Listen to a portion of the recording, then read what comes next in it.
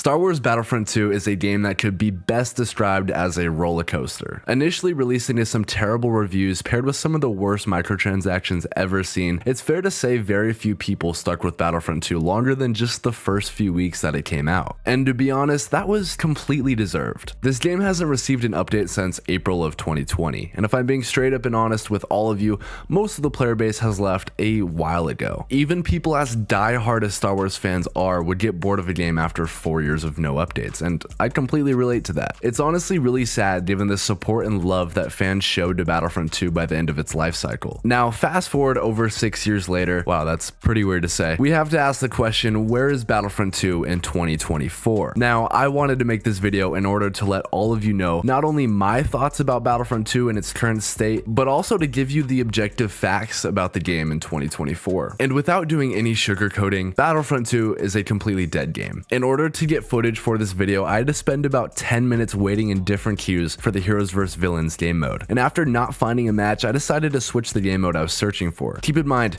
Heroes vs Villains only needs 4 players to start a match, and I literally couldn't find a game. So I started looking for the game mode Supremacy, which during its heyday was definitely the most popular mode in Battlefront 2. If you enjoyed Battlefront 2, you enjoy the Supremacy mode. And despite this fact, I still couldn't find enough players to fill up an entire Supremacy match. Granted, Supremacy needs around 20 players to begin the match, which is obviously a lot more than just 4 players in Heroes vs Villains. So I ultimately settled for Hero Showdown, which is a 2v2 hero mode. And after a couple minutes, I ended up finding a match. And while this is completely a personal experience and I'm relying on a personal anecdote here, it's not like I live in Russia, and it's not like I'm playing on the Xbox One, an outdated console. No, I'm playing on PC in California, and for those of you wondering, I double checked to make sure I was in the right region. Yeah, I'm in the Pacific North American region. And on top of that, it also wasn't like 5 a.m. in the morning. It was like 6 p.m. on a weekend. I'm pretty sure it was on a Saturday. You know, I didn't expect to find a game super easily, and I wasn't really expecting to find a Supremacy match at all, but honestly, I was expecting to get into probably my first or second attempt in Heroes vs Villains. Even though I just went on that entire rant right there, that wasn't intentionally what this video was going to be about. Like I just said, I wasn't expecting to find a game super easily, but I still wanted to talk about how there's,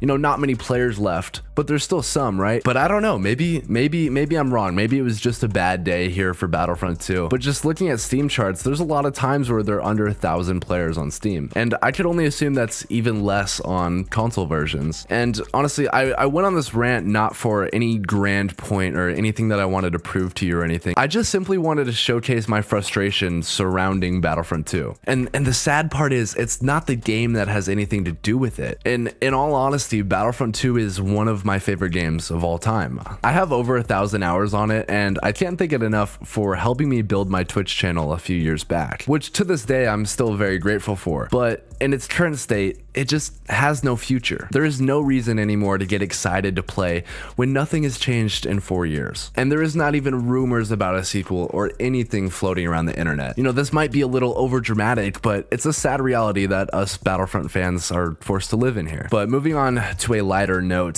to those of you who are interested in maybe coming back and playing some Battlefront 2 in 2024, I would honestly recommend it. And I know that goes against everything that I just said over the last couple minutes, but just keep in mind, if you do, there's a good chance it might be difficult to find a lobby, or you might not even find one, depending on where you live. Honestly, if you're in Australia or somewhere with a lower player count, I don't even know if I'd try if I were you, because there's a good chance you just might not receive the full experience that you're hoping for or that you remember from Battlefront 2. And to those of you that are considering purchasing this game in 2024, please do me a favor and wait for a sale. I don't know about the Xbox or the PlayStation stores, but currently on Steam, it's sitting at $40. And in all honesty, it's not worth that. Battlefront 2 is an amazing game, but if you have to go out of your way to find an online match, it's just not worth that price tag. Oh, and also, don't buy it for the single player campaign. Some people defend it, but it just sucks in my opinion. It's really bad. If you enjoyed this video, make sure to leave a like and subscribe, and go check out my latest video over here and another video I think you would enjoy over here, and go follow my Twitch, which is in the description right now. I'm streaming a few times a week right now, so go check that out. Also, Discord down below. Have a great day, everybody, and I will catch you in the next video. Goodbye.